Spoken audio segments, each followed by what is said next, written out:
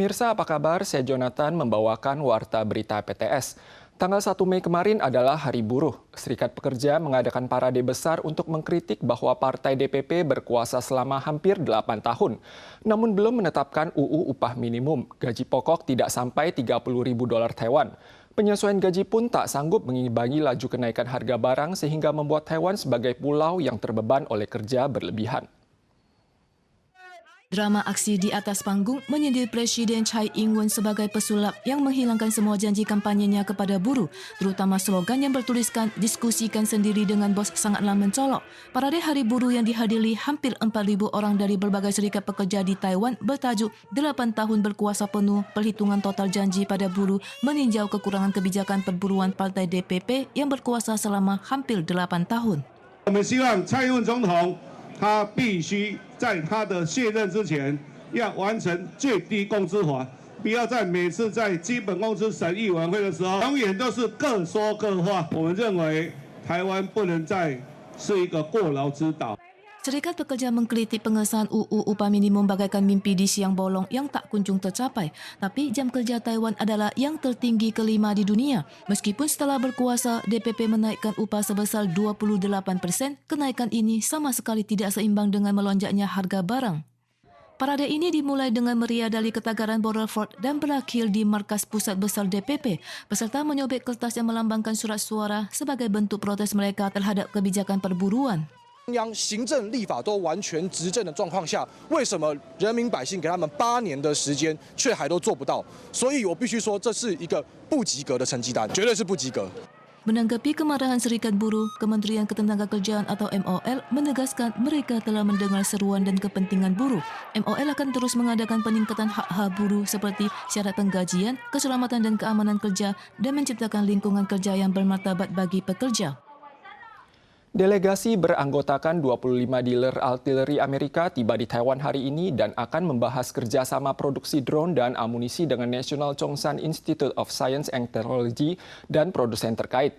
Selain itu, latihan militer tahunan Angkatan Darat, yakni Han Kuang 39, dikabarkan akan mengadopsi saran Amerika untuk melibatkan program seperti pembangunan koridor udara dan evakuasi warga asing. Namun hal ini dibantah oleh Kementerian Pertahanan Nasional. Tentara Nasional mengadakan latihan uji coba pendaratan pasukan amfibi di Pantai Ilan untuk menguji pertahanan anti pendaratan TPR dan memperkuat serangan balik. Namun, Kementerian Pertahanan Nasional atau MND membantah kabar burung tentang pembangunan koridor keselamatan udara dan program evakuasi sesuai rencana AS pada latihan tahunan Tentara Nasional Han Kuang 39. 报载其他国家可能采取的行动方案并不符演练的科目内涵，相关内容并非事实。 Pensiunan Komandan Korps Marinir bersama Ketua Kamar Dagang AS memimpin delegasi 25 kontraktor pertahanan AS tiba di Taiwan pada 2 Mei sambil menggandeng AIT. Pakar menganalisis bahwa Amerika Serikat juga menghadapi masalah kekurangan tenaga kerja sehingga berharap untuk transfer teknologi militer atau mengalihdayakan rantai pasokan pada kunjungan ini.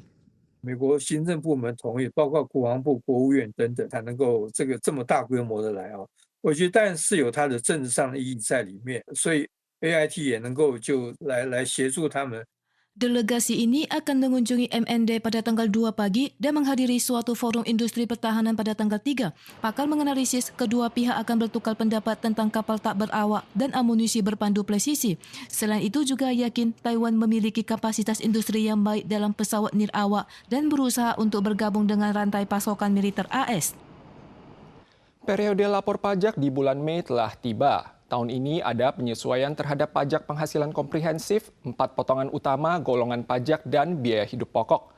Selain itu, ponsel dan pengajuan online memiliki fungsi baru untuk mempermudah warga melapor pajak. Potongan untuk bebas pajak perorangan dinaikkan menjadi 92 ribu dolar Taiwan. Di antaranya bagi yang berusia di atas 70 tahun dinaikkan jadi 138 ribu dolar Taiwan. Potongan standar perorangan disesuaikan menjadi 124 ribu dolar Taiwan dan 248 ribu dolar Taiwan bagi yang memiliki pasangan.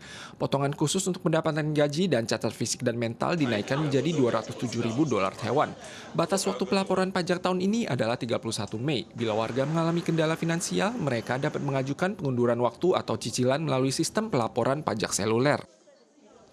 Seiring dengan stabilnya harga telur, akhir-akhir ini beberapa pelaku usaha toko makanan ringan mulai menurunkan harganya. Namun akibat dampak kenaikan harga listrik dan penurunan produksi minyak global, tingkat pertumbuhan IHK tahunan pada bulan April diperkirakan akan melampaui garis peringatan inflasi sebesar 2% selama 21 bulan berturut-turut.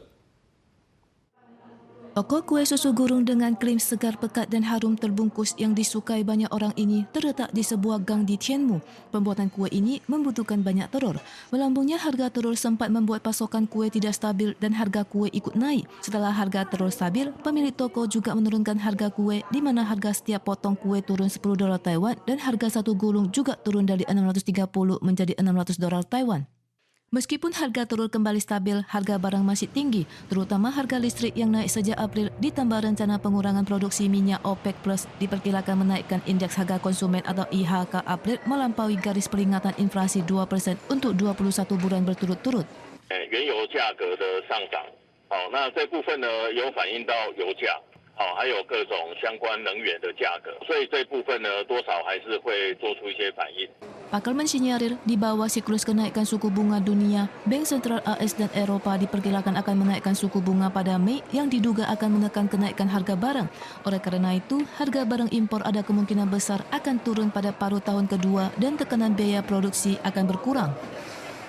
Tanggal 2 pagi, sebuah kereta Zhiqiang dari stasiun Chunan menabrak sebuah tabung gas kecil saat melewati stasiun Xiangshan, menyebabkan kereta berhenti darurat. Diduga ada toko sarapan pagi yang sedang mengangkut tabung gas dan tidak sengaja jatuh di rel. Untungnya hal ini tidak menimbulkan bencana.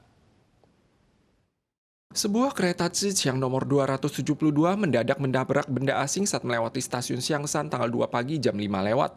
Saat turun memeriksa, masinis menemukan bahwa benda itu adalah tabung gas kecil.